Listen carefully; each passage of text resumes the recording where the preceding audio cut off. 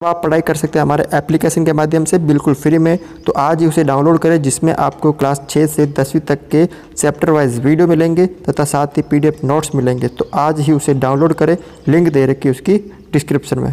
देखो आज का जो वीडियो है वो है प्रश्नमाला 3.2 कक्षा है 9 निर्देशांक ज्यामिति।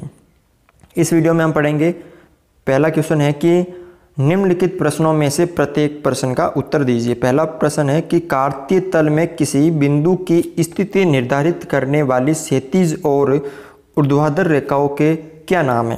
तो आपने बेसिक वीडियो के अंदर पढ़ा होगा कि हम जो रेखा होती है, एक तो ये वाली क्षैतिज रेखा, इसको बोलते हैं हम क्षैतिज रेखा, क्षैतिज रेखा, और इस वाली को बोलते हैं हम ऊर्ध्वाधर रेखा। ठीक है ना।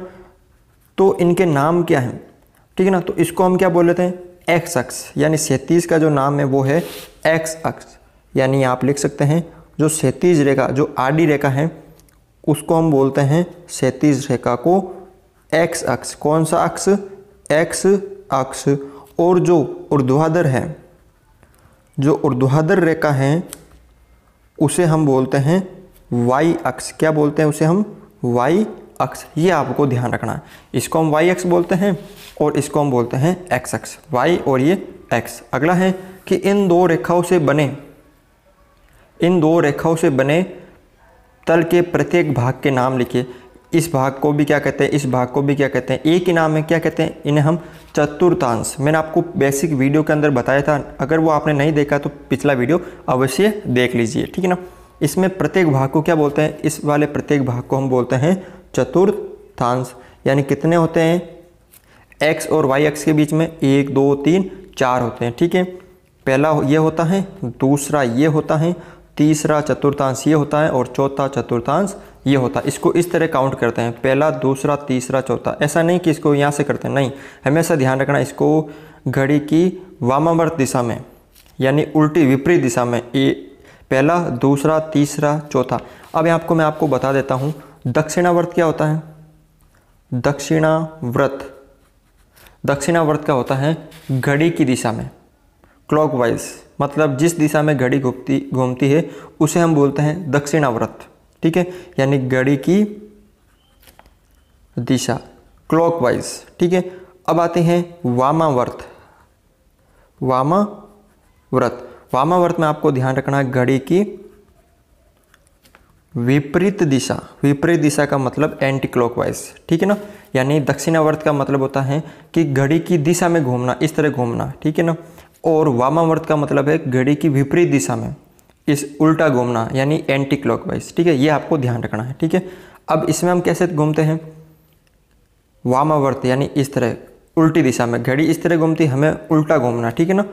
अब अगला है कि उस बिंदु का नाम बताइए जहाँ ये दोनों रेखाएं प्रतिच्छेदित होती है। प्रतिच्छेदित का मतलब आपस में एक दूसरे को काटती हैं। तो देखिए ये जो रेखा होती है, ये 0, इसे हम बोलते हैं मूल बिंदु। क्या बोलते हैं इसे हम, मूल बिंदु। जब ये दो रेखा आपस में इस तरह को काटती, ये वाई अक्ष, ये एक्स अक्ष, ये आपस में जब एक दूसरे को काटते हैं तो इन्हें हम बोलते हैं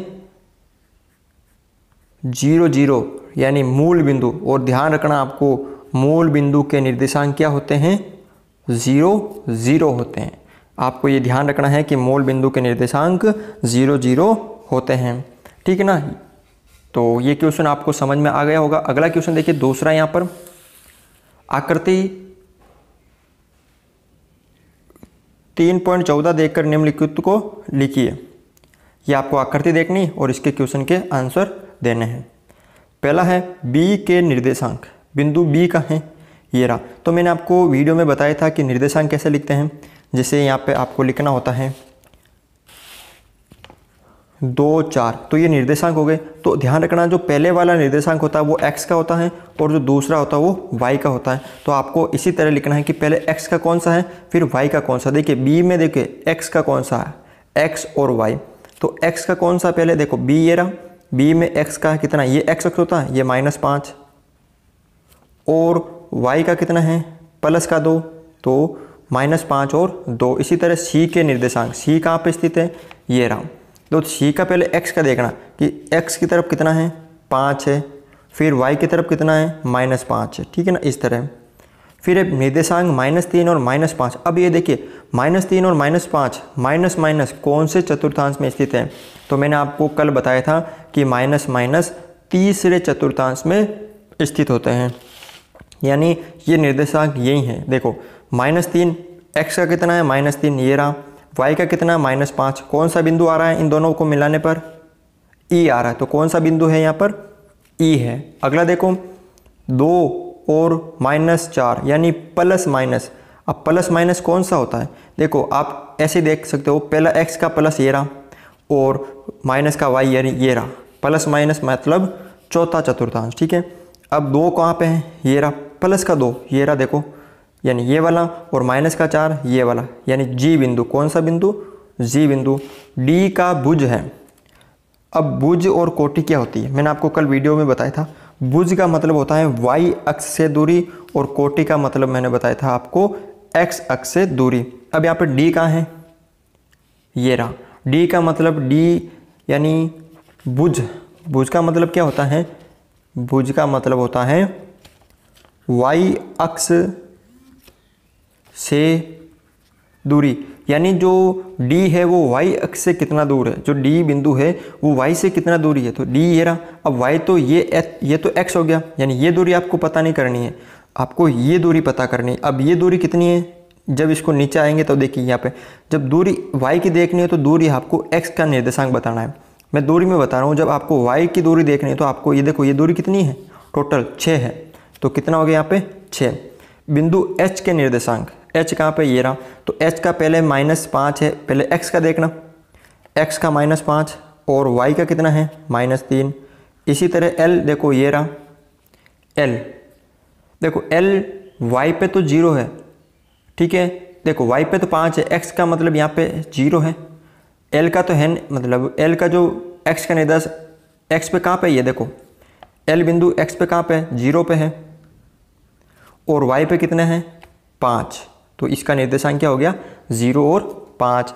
या इसको आप बोल सकते हो y अक्ष पर स्थित है, y अक्ष पर स्थित है, ठीक है ना। जब x 0 हो तो आप बोल सकते हो y अक्ष पर स्थित है, और जब y 0 हो तो आप उसको बोल सकते हो x अक्ष पर स्थित है। बिंदु m के निर्देशांक ये देखो, m ये रहा। m का मतलब y, देखो y कहाँ है? y ये रहा, y ये रहा। तो y का 0 और x कितना है? -3। -3 और 0, इसको आप बोल सकते हो कि देखो 0 y है तो कहाँ पे स्थित है? y पे, तो इसको x पे स्थित, तो आप बोल सकते हो x अक्ष पर स्थित है। तो इस तरह से आप ये क्वेश्चन सरल कर सकते हो। आशा करता हूँ कि आपको ये वीडियो अच्छा लगा है। अगर आपको ये वीडियो अच्छा लगा तो इस चैनल को सब्सक्राइब ज़रूर करें।